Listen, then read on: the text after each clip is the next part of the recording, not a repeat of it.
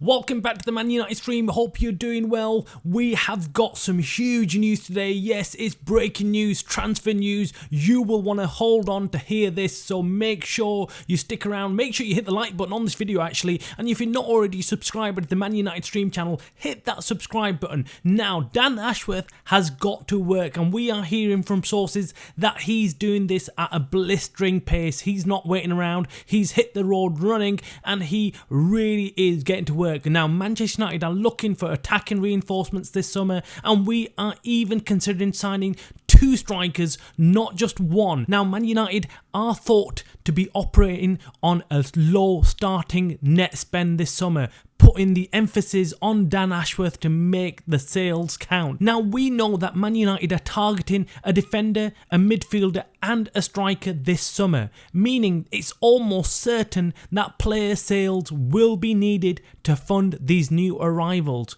The likes of McTominay, Maguire, Casemiro and even Rashford are being talked about as possible sales for the United board. It also suggests that United will not be able to spend big on any one single signing this summer transfer window. We've heard from sources that Sir Jim Ratcliffe himself is adamant that Everton's £70 million asking price for Jarrad Branthwaite is far too high, having seen an initial £43 million bid rejected by Everton's. Now rumours suggest United will only put in a second bid if Everton lower their demands, with other options now being considered. Now, this is refreshing from United, and we have to give credit to Ineos and the new backroom staff for this new approach. Now, the old United, we all know, would have spent months trying to convince Branthwaite and Everton to sign for United. It would have turned into a huge, massive transfer saga, and it would have lasted weeks, if not months,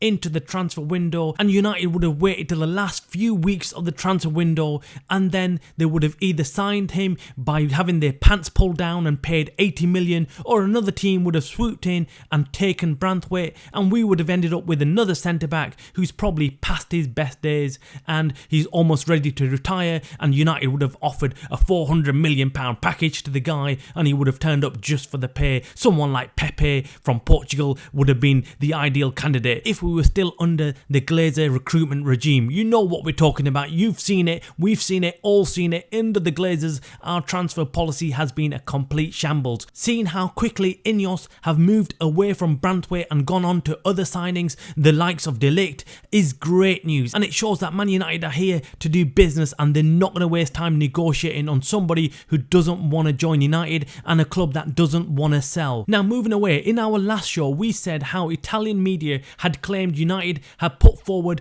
Højlund in a swap deal for Napoli attacker Victor Osimhen, which is almost certainly false, given our Man United sources have confirmed that Rasmus is one of only 4 players exempt from a sale this summer, so he is not going to be sold this summer at all. Rasmus is part of the long-term plan at United, and he will be the future of United, so him as a swap deal for Osimhen is complete and utter garbage. Now, reports have suggested that Osimhen's release clause is 110 million, which is far too high for United even to consider, with Napoli said to be holding out for close to that figure. The trouble is that there's very few clubs out there willing to pay that 9-figure amount for a forward that's only scored, wait for it, 15 goals last season. Yes, you heard that right, Osimhen has only scored 15 goals last season. So let's not get carried away with Osimhen being this